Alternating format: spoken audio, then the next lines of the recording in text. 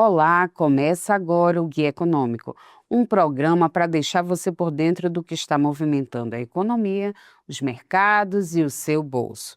Tudo isso de forma fácil, descomplicada e com muita informação. O avanço do endividamento das famílias brasileiras voltou ao centro das preocupações da economia. Os dados do principal indicador de inadimplência no país apontam um crescimento recorde no volume de inadimplentes, com 82,8 milhões de negativados. O mês se tornou o maior número de inadimplentes em toda a série histórica, após 15 meses consecutivos de alta. Sobre esse assunto, a gente conversa agora com João Mário de França, professor da pós-graduação em Economia da UFC e pesquisador do FGV IBRE. Seja bem-vindo.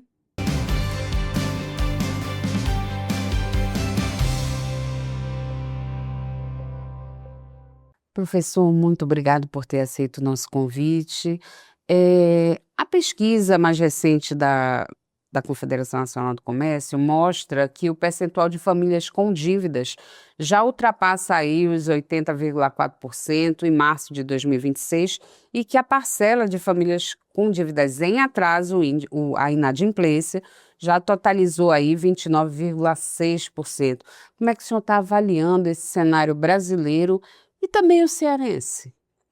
Primeiro, inicialmente, agradecer o convite, participar aqui do programa. De fato, Irna, você coloca um dos problemas hoje mais graves da economia brasileira. Essa questão do endividamento das famílias, principalmente o problema da inadimplência e o comprometimento das rendas. Você tocou aqui do ponto em que cerca de 29,6% das famílias no Brasil já estão inadimplentes, mas quando você olha o comprometimento das rendas com pagamento de dívida, hoje já está em torno de 30% também. É muita coisa.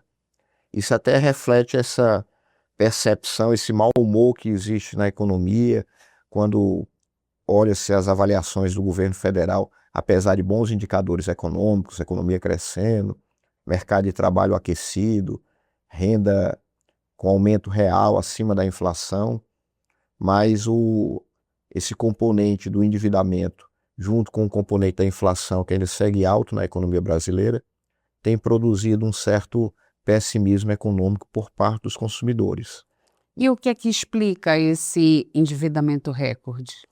Esse processo ele começou principalmente no período da pandemia, quando houve aquela crise sanitária e a economia teve que ficar em boa parte paralisada, então isso prejudicou a renda de muitos consumidores, muitos indivíduos. Eles tiveram que restringir a oferta de trabalho e isso comprometeu a renda. E aí começou o processo de endividamento, até para a questão básica mesmo de alimentação, enfim, itens necessários. E uma coisa importante, Irna, é lembrar que nesse período a taxa de juros praticada pelo Banco Central era muito baixa, em torno de 2%, até por causa do desaquecimento da economia. Então as pessoas começaram a contrair dívida num ambiente monetário muito favorável. No entanto, o ciclo monetário mudou diante da política fiscal do governo federal, uma política fiscal expansionista. Então, para reagir a essa política e manter a inflação próxima da meta, o Banco Central teve que subir a taxa de juros. Então, ela saiu de um patamar de 2% ao ano para um patamar que chegou a 15% ao ano, hoje está em 14,5% ao ano, mas essa subida da taxa básica da economia puxa todas as outras taxas de juros. Então, isso fez com que as dívidas ficassem muito comprometidas em termos de capacidade que as famílias tinham de realizar o pagamento. E a gente tem também uma questão que é também estrutural, né? É o poder de compra da população, ele não tem acompanhado aí o, a, a inflação, a taxa de juros. Esse ponto é o fundamental. A inflação no Brasil está gerando em torno de 4,5% ao ano. É uma inflação alta ainda. Então, a inflação de alimentos, por exemplo, está acima desse valor de 4,5%.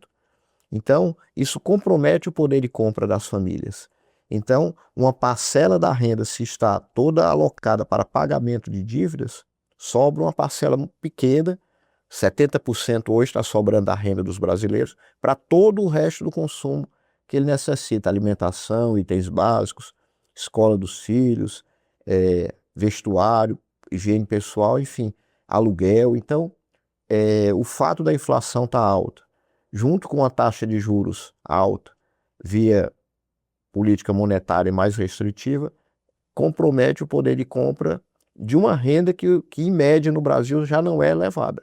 O brasileiro, quando você pega a renda média do brasileiro, a renda domiciliar per capita gira em torno de R$ 2.020. Então, a gente tem ainda um nível de concentração de renda muito elevado. Então, a base da população brasileira tem muita dificuldade ainda de cumprir todos os seus E compromissos. aqui no Nordeste isso é ainda mais danoso, né? Sem dúvida.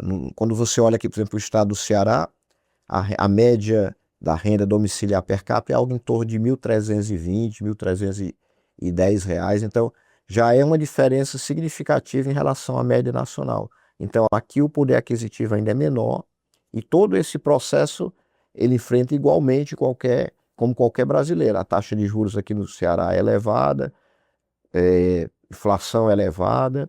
Quando você olha aí, especificamente alguns canais de financiamento que essas famílias têm acesso, como o cartão de crédito, por exemplo, ele está girando em torno de 430% ao ano. Então, é um valor que, à medida que você não honra o compromisso, isso vai virando uma bola de neve praticamente impagável. Professor, essa questão do endividamento das famílias voltou muito para o centro da discussão, né, do governo, do comércio, e o o governo federal lançou recentemente uma nova versão para o Desenrola, né, que já está disponível. Como é que você avalia aí essa medida, inclusive possibilitando o uso de parte do FGTS que o trabalhador tem para reduzir aí, para ajudar nessa negociação de dívidas, né? Como é que o senhor avalia essa volta do programa?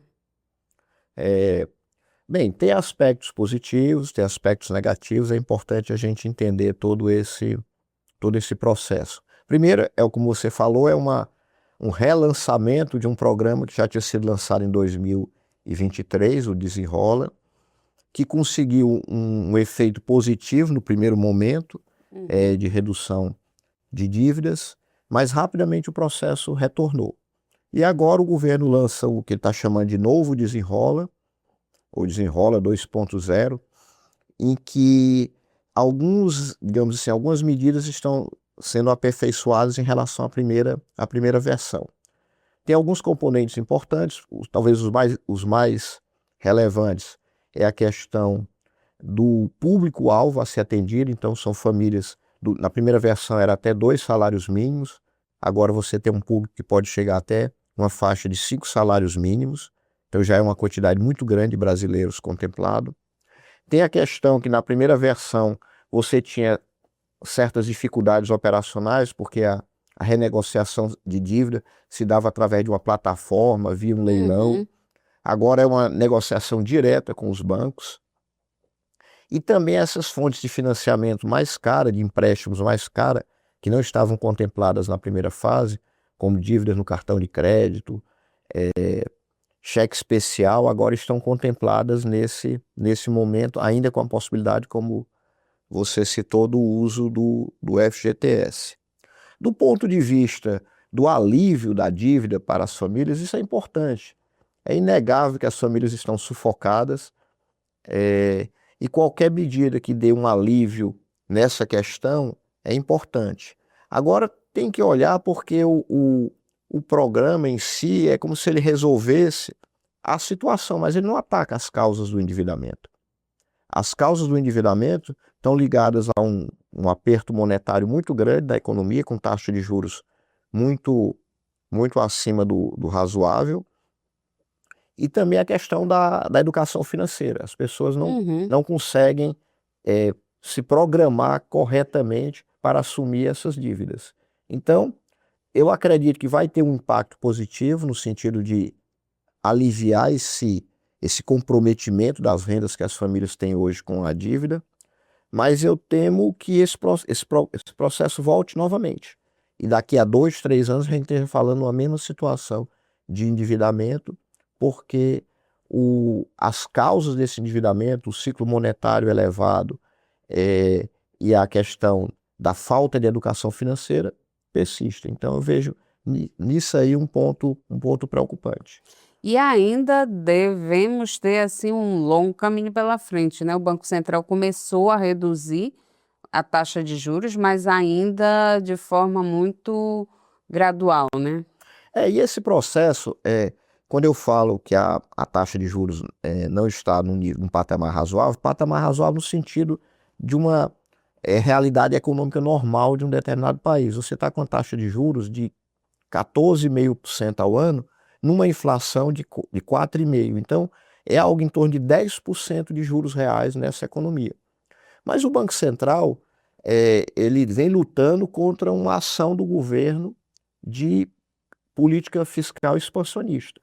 Então é como se o Banco Central está reagindo, né, está adotando uma política reativa a uma política fiscal de gastos do governo, que faz com Uhum. que haja uma expansão da demanda e que com isso a inflação não convirja para a meta. Então, eu acho que esse processo vai ser gradual, como você colocou, de redução da Selic, e ainda teve esse choque do petróleo agora, que era uma coisa inesperada, essa guerra dos Estados Unidos com o Irã, Uhum. que fez com que o preço do petróleo disparasse. Isso começa a repercutir nos índices inflacionários, principalmente na parte de energia, combustíveis. Então, se a gente já estava imaginando uma política gradual do Banco Central, certamente ele vai ficar mais cauteloso ainda. Então, dificilmente a gente vai terminar o ano com uma inflação, com uma taxa de juros, estamos em 14,5%, deve chegar a 12, 12,5%, 13%, na melhor das hipóteses. Então, a gente vai conviver ainda por um longo tempo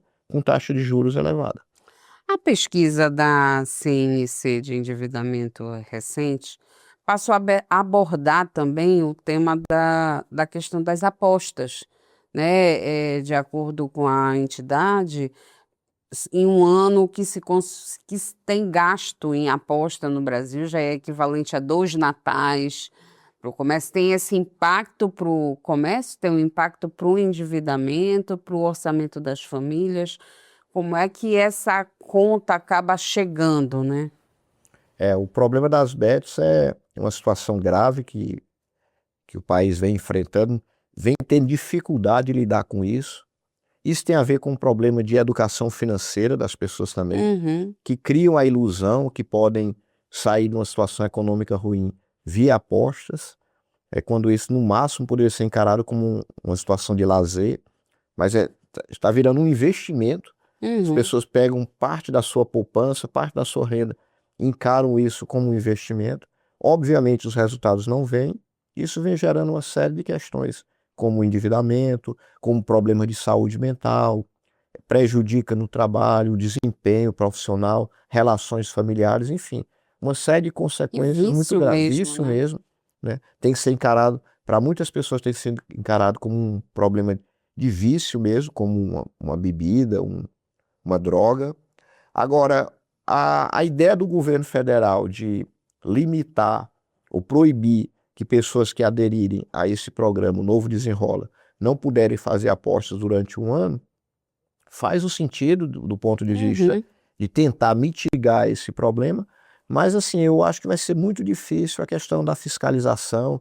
Existem maneiras de burlar, de trocar de plataforma, até de usar outro CPF, enfim. É uma medida que eu acho de difícil implementação, apesar de concordar e acho que faz sentido do ponto de vista Uhum. econômico. E a questão das bets, né? Se primeiro regularizou, trouxe para cá, e aí depois, na verdade, primeiro se trouxe para cá, depois começou a mapear quem são, quando, na verdade, elas já estavam no dia a dia, né? O país ele começou o processo de maneira equivocada, né? A regulação demorou muito a ocorrer, então havia muitas bets atuando de maneira irregular e foi criando essa cultura da aposta, do, do gerando vício, como você bem coloca, e com todas as consequências nefastas que seguem a partir daí. Na regulação, o governo, no primeiro momento, o governo federal ficou muito mais preocupado com a arrecadação. Então, vamos regular essas bets, porque a partir daí isso vai ser uma fonte de arrecadação tributária importante numa situação de equilíbrio fiscal muito instável que o governo passa, muita dificuldade de gerar superávit primário. Agora é que eu acredito que o governo federal começou a perceber o real problema dessas bets, que não é só o lado positivo de arrecadar mais. Tem toda uma série de consequências ruins para a economia e agora começa essa preocupação. Surgiu esse problema quando começou -se a identificar, por exemplo, a questão dos beneficiários do Bolsa Família, que uma parte do benefício que eles recebiam, eles utilizavam em apostas online. Então, isso começou a acender o alerta, que pessoas de baixa renda, com muita dificuldade para o seu dia a dia de consumo, ainda assim estavam utilizando parte da sua renda em apostas online. E agora, nessa questão do endividamento, foi identificado também que uma parte desse endividamento começa a ser ligada a essa questão das apostas online. Então, aí o governo agora começou a tentar alguns mecanismos de proibição. Mas é como se o governo estivesse correndo atrás numa corrida que ele deixou as bets saírem na frente. Uhum. E, professor, também tem uma questão de que o assédio bancário também cresceu muito nos últimos anos, né? Hoje, eh, os nossos dados estão por aí, né? Tem, isso também pesa e acaba contribuindo, né, para essa situação de endividamento, né? Exatamente. No passado se criticava muito a falta de competição bancária. Havia muito poucas instituições aqui no Brasil que poderiam realizar empréstimos. Então, o que é que aconteceu? Teve um lado positivo na história e um negativo. O positivo é que o Banco Central ele começou a flexibilizar um pouco mais essa legislação, a regulamentação dessas instituições, e hoje cresceu muito o número de instituições capazes de realizar empréstimos. Tem esses bancos digitais, tem fintechs, tem inovações tecnológicas surgindo todo dia. Só para você ter uma ideia, Irna, o último dado que eu olhei agora em 2026, praticamente 95% da população brasileira já tem algum vínculo com algum banco. Isso há 20 anos atrás era um número muito menor. Então esse é um lado positivo. Mas qual é o lado negativo? Muitas dessas instituições não têm um cadastro eficiente de informações dos seus clientes. Ou seja, emprestam de qualquer maneira. Emprestam muito, sabem que uma parte não vai ser mesmo paga e coloca a taxa de juros lá em cima. Então, o grande problema que eu penso é que essa flexibilização que o Banco Central colocou na legislação para aproveitar o número maior de instituições de empréstimo, para realizar empréstimo, não veio acompanhada junto com monitoramento e supervisão do Banco Central. Então, o Banco Central falhou aí.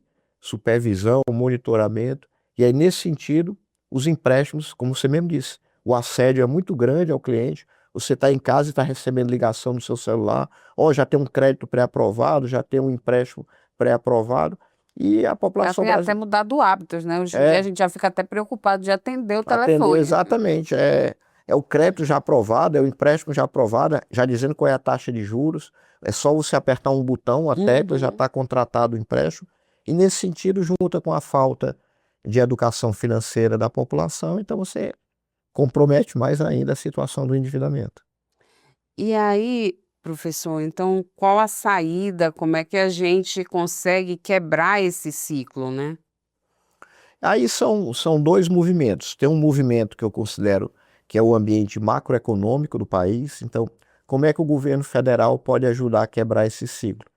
É você voltando a ter uma situação de política monetária menos rígida como a atual. Então, da parte do governo federal, e aí eu estou falando já para o próximo governo, porque esse já está no fim de um ano em que a gente vai ter eleições no final do ano. Então, você não vai imaginar agora, independentemente de ser um governo de esquerda ou de direita, ninguém imagina no ano eleitoral alguma diminuição dos gastos. Em geral, é um ano até que os gastos aumentam. Mas eu espero que a partir do ano de 2027, independentemente do governo que ganhar, haja uma reordenação das contas públicas, um novo desenho de uma regra de controle dos gastos públicos. Esse arcabouço fiscal que está vigorando agora já está muito frágil, então vai ser necessário. E ele é novo, né? É novo e já está prestes a acabar. Então a gente vai precisar de novo de um redesenho do governo federal com o Congresso Nacional, de um controle de gastos, uma regra de controle de gastos de fato crível. E aí o governo federal caminhando nessa direção facilita o trabalho do Banco Central de reduzir a taxa de juros básica da economia, e aí toda a economia como um todo tende a baixar os juros. Então, isso é um ponto, porque uma das causas desse endividamento é a taxa de juros muito elevada. Mas ela só vai baixar se o governo federal ajudar via contenção dos gastos públicos. Do ponto de vista individual do consumidor, aí é uma questão de educação financeira que precisa ser cada vez mais fortalecida. Eu acho que essa foi uma das falhas desse novo desenrola. Ele poderia ter dado um peso maior a essa questão da educação financeira. Já que ele fala que cada pessoa que vai aderir ao plano não pode realizar apostas durante um ano, por que não cada pessoa que aderir ao plano teria obrigatoriamente que fazer um curso online de educação financeira? Alguma coisa em que vai ter que ser comprovada a sua presença nesse curso online, algum tipo de avaliação no final, de tal maneira que esse consumidor ele entenda um pouco mais do empréstimo que ele está tomando, qual é a taxa de juros que ele vai pagar, como vai ficar isso no comprometimento da renda dele. Então, às vezes a gente fala muito em governo, o que é que o governo pode fazer, o que é que o governo pode fazer, mas o cidadão também tem que tomar cuidado na hora de tomar o empréstimo. E aí eu acho que é muito importante essa massificação desse conteúdo de educação financeira, que já começa a ocorrer nas escolas. A gente já vê algumas escolas de ensino médio colocando no currículo essa questão da educação financeira, mas isso tem que ser levado para a população de um modo geral. E quando que ele deve, como fazer essa avaliação, se vale a pena aderir, se não vale a pena aderir, o que a pessoa tem que levar em consideração na hora de fazer essa renegociação, né? Porque, na verdade, não se abre mão da dívida, né? Não. Você só vai estar renegociando esse pacote, né? Agora, em geral, a renegociação é muito favorável ao consumidor. Você tem um desconto que pode chegar até, dependendo da modalidade do financiamento, até 80%, 90%. Tem um limite que a taxa de juros não pode exceder 1,99% ao mês. Então, assim, isso é muita coisa, né? Relacionada aos juros de hoje. comparado ao que a gente está trabalhando hoje em determinadas modalidades, como eu citei até do cartão de crédito. Então, vale a pena sim optar por essa renegociação. Eu não vejo, principalmente porque ele vai limpar o nome dele nesses órgãos de controle e pode com isso recuperar a sua capacidade de tomar um novo empréstimo, um novo financiamento, desde com os devidos cuidados. E tem outra coisa importante, né? A gente fala só em recuperar o nome para poder tomar outros empréstimos, mas nem só isso. Até para você fazer, às vezes, um contrato de internet, comprar um celular. Existem empresas que, na hora que você vai fazer uma entrevista de trabalho, checam se o seu nome está limpo. Então, o fato de você não estar com o nome limpo pode gerar uma sinalização negativa para a empresa na hora de contratá-lo. Então, é importante para o consumidor aderir a esse programa, cumprir o que está lá estabelecido em termos da renegociação e, a partir desse momento, tomar muito cuidado na hora que for iniciar um outro empréstimo. Porque esses juros agora é para pagar essa dívida, mas os empréstimos futuros continuam com as taxas de juros elevadas. E aí, professor, como é que o senhor avalia essa questão da utilização do FGTS, né, para saldar parte das dívidas, né? Pronto, esse é um ponto controverso, né? Tem prós e contras.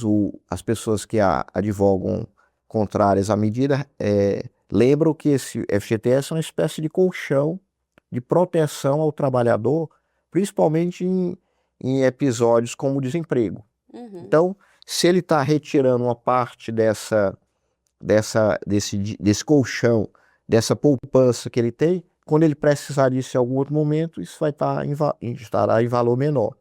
Mas, por outro lado, aí eu vou dar aqui minha opinião, eu vejo que, mesmo com essas melhoras que ocorreram em anos recentes na rentabilidade do fundo, esse fundo ainda tem uma rentabilidade aquém do que o mercado remuneraria.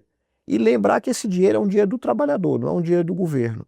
E você comparando o que ele está pagando de juros na dívida, e agora com essa facilidade na renegociação, essa melhora na renegociação, eu acho bastante razoável nesse patamar de 20%.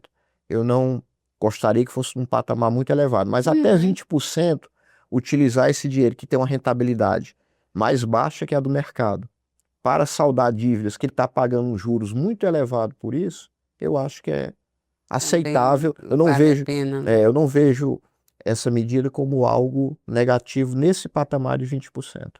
E também essa nova versão do Desenrola, ela veio também com, diferente da anterior, veio com 4 modalidades, né? Veio uma com foco nas famílias, foco no FIES, financiamento estudantil, crédito rural e também para empresas, né? Como é que o senhor vê essas outras Foi modalidades? importante. A gente sabe que o grosso dos recursos estão vinculados mesmo às famílias, que é onde está o comprometimento maior, mas o fato do governo ter expandido para estudantes, expandido para pequenos agricultores, expandido para empreendedores, microempreendedores, abre outros canais também de possibilidade de renegociação. Um ponto que você falou agora, eu me lembrei, um ponto que a gente tem que ter cuidado também nesses programas de renegociação de dívidas, pensando especificamente no caso do FIES, por exemplo, é ter o cuidado de isso também não virar um refis eterno, como ocorre nos estados, ocorre nos municípios, porque eu fico pensando também aquele estudante que pagou corretamente o FIES com a taxa de juros de mercado, e agora ele está vendo que quem não pagou vai ser extremamente beneficiado com essa renegociação. Então, acho que deve ter algum bônus para essa pessoa que cumpriu corretamente as suas obrigações. Já ouvi falar que o governo está pensando em algum mecanismo que também premie os bons pagadores, mas que também o governo deixe muito claro que não vai ter um desenrola 3.0, um desenrola 4.0, um desenrola 5.0. Mas se a gente não está mudando as causas, pois a raiz também vai acabar voltando, né? Porque se continuar sempre essa crença da população que vai ter sempre um novo programa que vai renegociar a dívida, eu não vou pagar a minha dívida. Então isso pode gerar uma situação complicada de insolvência até com comprometimento para os bancos. Então é importante que haja essa questão sinalizada pelo governo, que essa é uma etapa definitiva e que agora as pessoas precisam, com o nome limpo, terem cuidado, olhar com muita cautela novos empréstimos para não entrar de novo nesse mesmo problema, como aconteceu no primeiro desenrola. Resolveu o problema no primeiro momento, rapidamente o endividamento voltou. Recentemente, o ministro da Fazenda sinalizou também que eles já estão pensando numa nova etapa desse Desenrola 2.0, voltado para quem está adimplente e para quem está na informalidade, né? Como é que o senhor vê essa possibilidade de expansão? Isso seria lançado até junho, né? Tem que ver como é que vai ser essa estrutura. Eu acho interessante essa questão para os adimplentes, porque há uma sensação de, entre aspas, injustiça. Eu paguei minha dívida, fiz um esforço danado para cumprir as obrigações, e o cidadão que não pagou, por N motivos, agora vai ser beneficiado com renegociação. Então, algum bônus para os adimplentes seria importante ter, também tem que ver como é que esse bônus não vai comprometer a situação já frágil fiscal do país. Também não adianta entregar com a mão e com a outra o país entrar num desequilíbrio fiscal maior ainda, que isso compromete juros, compromete inflação, compromete crescimento econômico. Então, com relação à informalidade, também tem que ver como é que são esses canais, mas é importante porque, por exemplo, se a gente pensar aqui na economia do estado do Ceará, mais de 50% dos trabalhadores estão no setor informal. Então, é a economia predominantemente informal, ainda que remunera de maneira baixa, são trabalhadores de baixa qualificação, baixa escolaridade, que trabalham muito, uma carga horária elevada. Então, alguma política pública para atender esse perfil faz sentido e até abrange, no caso de economias como a do Nordeste, uma parcela muito grande da população. Ok, muito obrigada pela participação, professor. Eu que agradeço, Irna, fico sempre à disposição nesse programa que acho muito interessante, principalmente trazer esse debate econômico para o dia a dia das pessoas. Muito obrigada, professor. O Guia Econômico de hoje fica por aqui. A gente conversou sobre endividamento, desigualdade e impacto no bolso dos brasileiros. Com João Mário de França, ele é professor da pós-graduação em Economia da UFC e pesquisador do FGV Ibre. Até a próxima!